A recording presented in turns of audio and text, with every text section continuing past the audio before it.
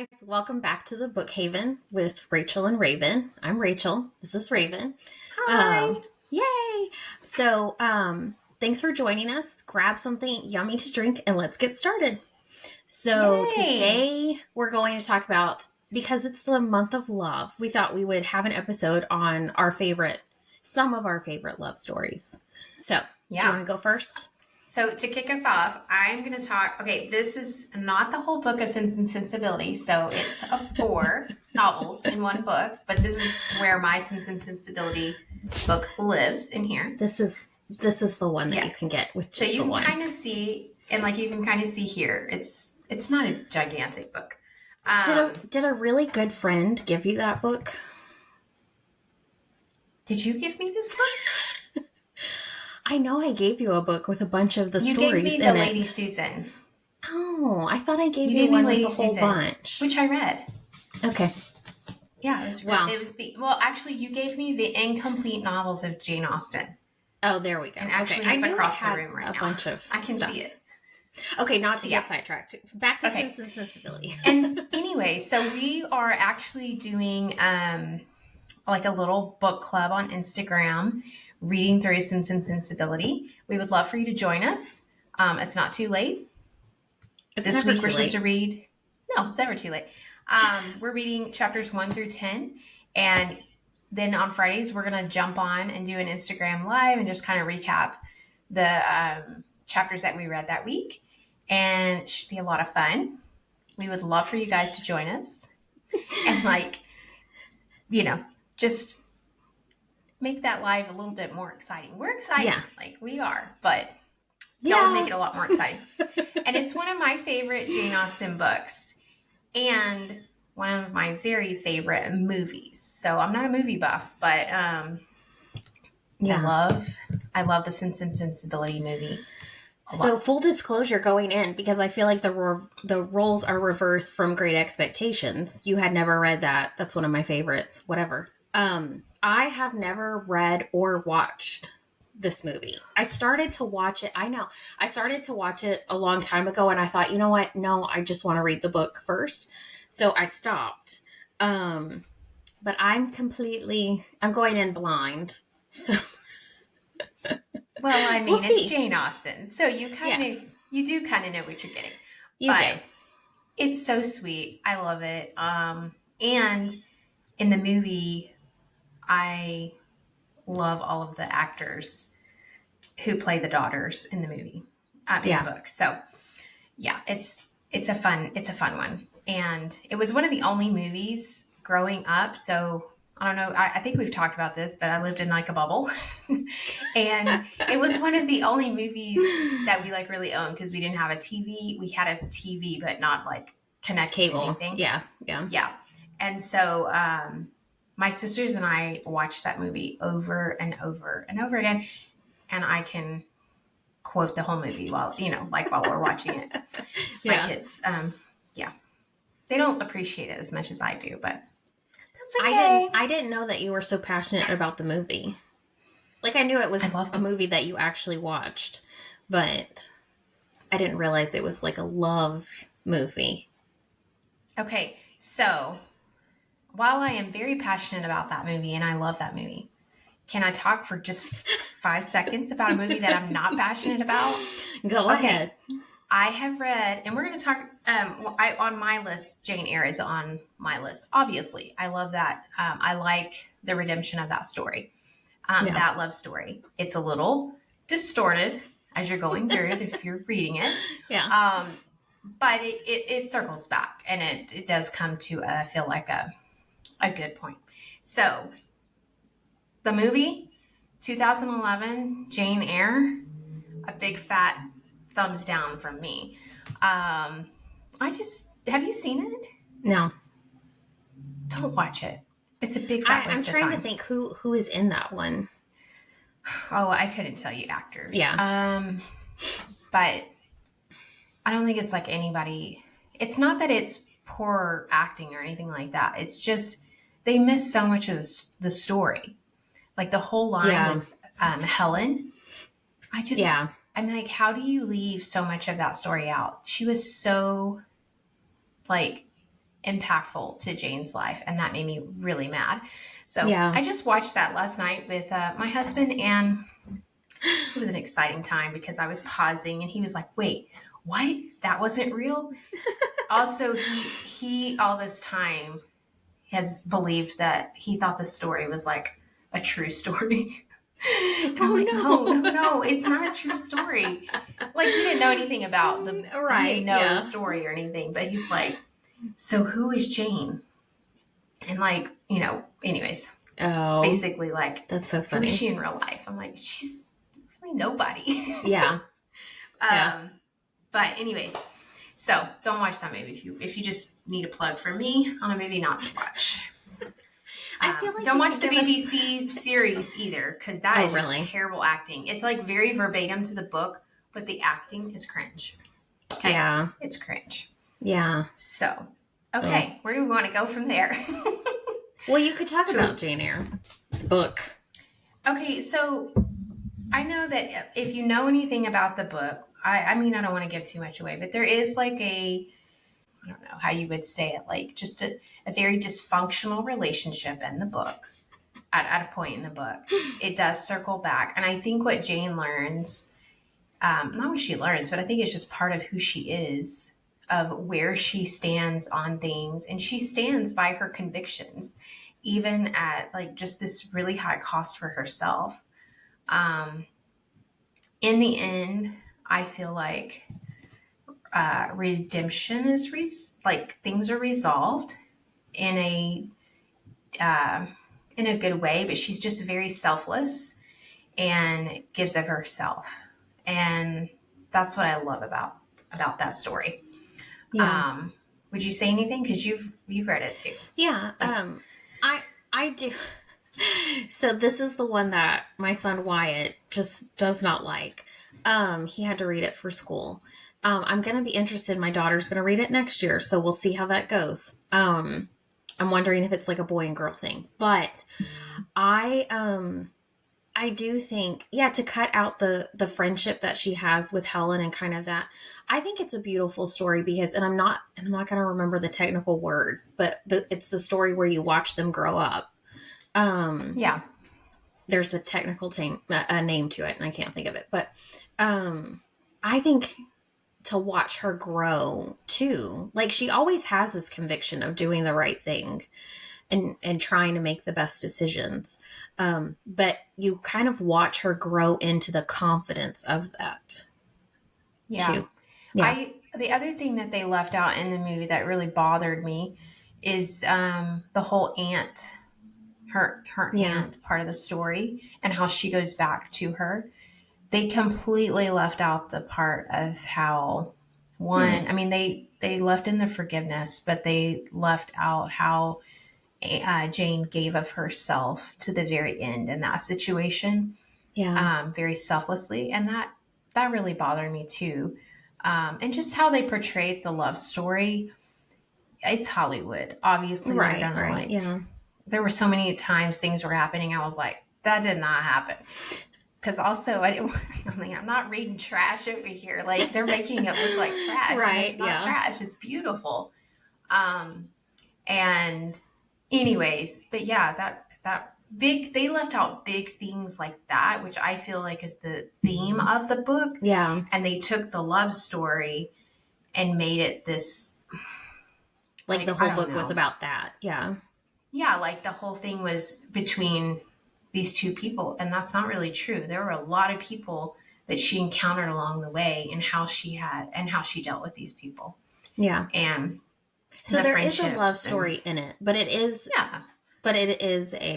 you're following her throughout her life kind of thing.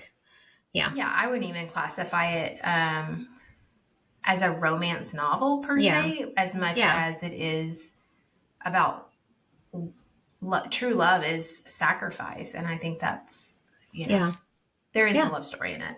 And I won't say anything about any of that. That's not the whole thing of it. Anyways. Okay, so we're going to talk, let's move on from Jane, because y'all know I could do a whole episode talking about that.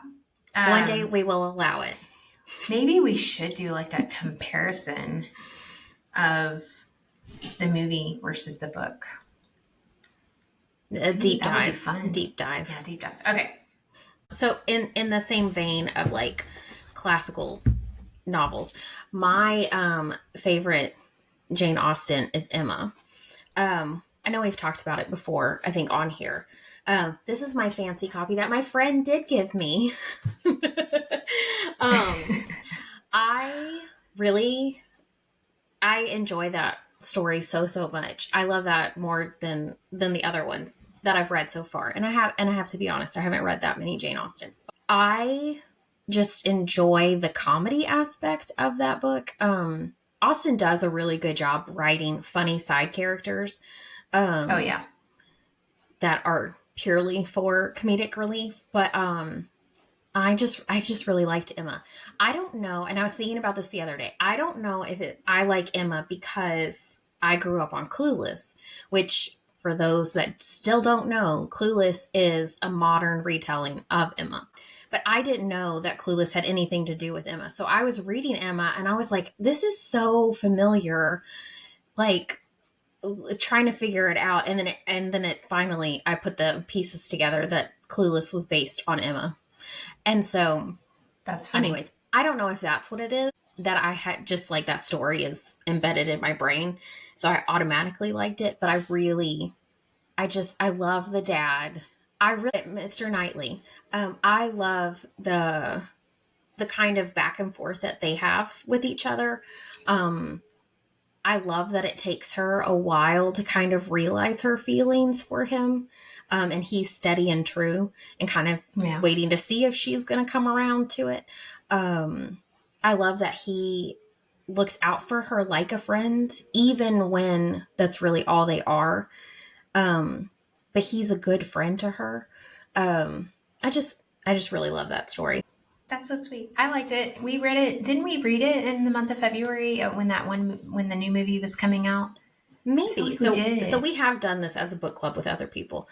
Yes, the newer movie that came out a couple of years ago. Couldn't tell you who's in it, but I thought it was really well done. So we read the movie and then we watched we read the book and then we watched the movie. I thought that movie was funny. Yeah, I thought they did funny. a good job. It was fun reading it together. I think we got pie and then we got tea with Jackie. I think all of it. All of it. Pie Shout and out tea. Jackie. Yes. So, anyways, but yeah, it's just one of my favorites. And I have reread that one. That was my second time to read it again with y'all when I read it again. That's a fun one. Yes, that's a fun one. So I have a modern one, which is Walk to Remember. And I'm laughing because I have in the 90s or the early 2000s has not read or watched this movie. I mean, it's Mandy Moore, and sadly, I know we've talked about this before. I have the cover with the movie tie-in, because that's all that was like out. I read this in high school. I don't even know how many people have borrowed it at this point and read this copy from me. I know. I really loved this book. I read the book before the movie came out, and the book is so much better than the movie. This is one of those times where it's like, again, with the Jane Eyre thing, they cut out a lot of stuff. And this book is like not that big. Like you could have, and it was not so much that they cut it out, but they kind of like twisted it. This book is a lot more like the dad is a preacher. There's a lot more Christian elements to the actual book that obviously they cut out for Hollywood's sake. But the book is so good. I tried to read other Nicholas Sparks, and this might be a hot topic. I've tried to read other Nicholas Sparks books, and I'm not really a fan. I did not care for The Notebook, which was a hot topic back in the day. The movie's fine, but the book, I did not enjoy the book. I love the movie. That's one of mine and Kevin's favorite movies. Yeah. The movie is well done, but the book was just, I don't know. So I only really like that one. Have you ever read one from him besides that one? No, I think I tried. Yeah. And I couldn't really, it's kind of like which I think we're going to talk about on a different episode, but the John Green. So these main, like these popular Yeah. not topic, but popular authors typically I don't like. Yeah. But I've never tried to read The Notebook. Oh. And I think it's because I love the movie so much.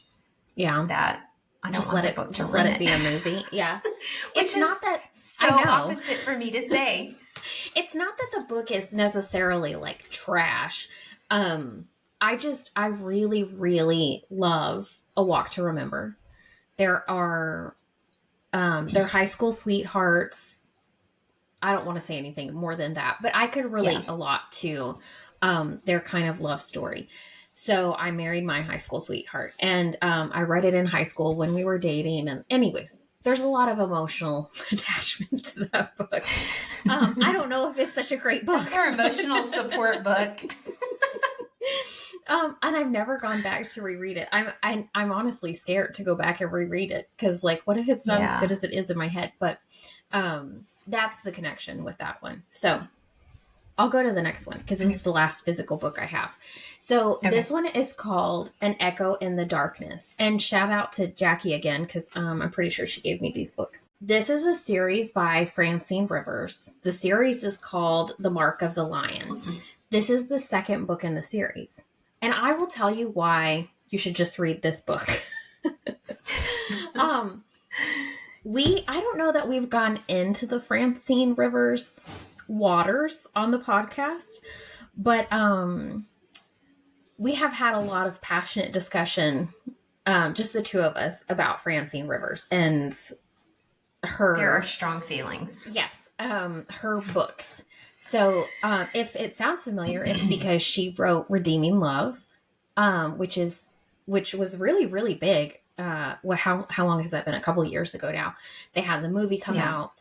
The book is old, but the movie came out and very much promoted by Christian stuff. I do not. So I'm saying all this with a caveat of I would not recommend all of Francine Rivers' books. I wouldn't even recommend all the books in the series. I really, really liked this particular book. This series is about early Christians. So it really takes place very soon after Christ is crucified and the early church is trying to get going. And so it's about kind of like people in those times. This one in particular is about a Roman man and a slave that he has in his household who is a Christian. She was raised by her father, who was was a part of one of the very first churches, Christian churches. Okay, so it's all about her trying to live within the Roman world and him trying to understand her convictions, because again, it's all very new. There's not a Bible that people are reading, kind of thing. And so it was just very, very interesting to think of that time period, to think of how that must have felt, like to put yourself in those shoes, and the convictions and stuff that they had to endure. And they are still, like this was during the time when they're putting people in the Colosseum just for being Christians, and with the lions and getting eaten and that kind of stuff. So definitely living through the persecution of Christians. This book was it was so good. It didn't feel like the romance was all consuming or didn't make sense or anything like that. It felt very kind of natural. And I just really liked the two sides that she brought, the Roman side and then the Christian side, and then kind of weaved it together. So the first one in the series is called A Voice in the Wind. I gave that one 3 stars. I gave the second one 5 stars, and I gave the third one 3 stars. So if that says anything, it's not that the other ones weren't good, but this one was just really, really good to me. I haven't read them. But I do agree Well, with you that you we do need to do an only- episode to talk about this subject. You only really need to read this one. I know, but I probably won't. The stories don't really intersect that much. Like there's some people that, well, the first two books might connect better, but I remember the third one being completely like kind of different people. So you don't have to read them, I would say, but yeah, you could. Yeah. But Okay. yes, there is a Francine Rivers podcast coming soon. We're gonna have to do that. Okay. Yes. Okay. So the one that I will talk about is the Dearly Beloved. I have it here. Okay. Now, full disclosure, it's been a long time since I read this book. I read it, I'm pretty sure, when it came out. But it's about these two couples. They're friends, and they are. Let me just read the back of the little blurb. A lot of times when I read books, I read them, and what I remember is how I felt when I read them versus the details of the story. Right.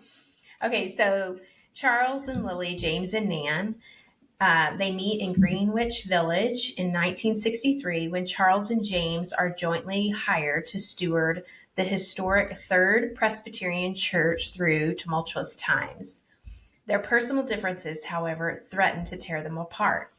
Charles. So basically, what I remember is that they had like a difference in like their belief system, and one of the wives doesn't believe, if I remember correctly, and so they're like taking over this church, right? It's a church. Yeah. Yes. And it just kind of walks through their relationship, their friendship, and it's a beautiful story. It's not like this was her first book, I believe. It came out in 2019. I looked it up. Yeah, I am pretty sure this was like her debut novel. It's just very sweet. And let me just point out here that if there's a sticker like this on the book, like read with a certain person, any person, yes, usually I don't pick them up. Right. But this one was worth the read. It was a beautiful story of friendship, and not just friendship, but like friendship between couples. Yeah. I don't know. I remember this book feeling very pure. And I think that it did a good job. Yes, very realistic, but also it did a good job of kind of putting on display, like, because it's two different couples, and you would think that both of them appear to kind of have it all put together, but you see behind closed doors, like what they're actually struggling with and going through. And also I would think if you're involved in any kind of church ministry, you'd probably enjoy it, because I think it deals a lot with like the struggles and pressures that puts on people as well. But yeah, I gave that one 5 stars. That's her only book that she has on Goodreads. Oh, okay. So she hasn't written any more since then. Yes, but it was very well done. And it's just, I mean, I think from looking at the friends that I have that have read it, everybody gave it 5 stars. So if you're looking for a good, which all of these books have love in them, but that one is just so well done. Yeah. Yeah. Okay. Another one. Now I'm going to tell you that I have not finished this one. I started this one a long time ago. Okay. Rachel probably won't really particularly love this one because it's just letters back and forth between Abigail Adams and John Adams. So it's called My Dearest Friend. And that is the reason it's called that, is because that's how they open their letters, which I think is just so sweet. Yeah. But if you know anything about Abigail and John Adams, they were separated a lot. And so I think this is so beautiful, like the collection of all of their letters, because they kept like their relationship going in the midst of all of everything that was going on, right? Like they spent like years apart. because of his work. And, she was managing all the home, like the property, home front, yeah, right? Like yeah. she was taking care of the Yeah. home. So, and just while I'm talking about that, if you want to learn more about her, this is the one you should read. It's beautiful. What And is that one? to that, it's called, I'm so sorry, Abigail Adams is what it's called. But who wrote it? Oh, can't. Woody Holton. Okay.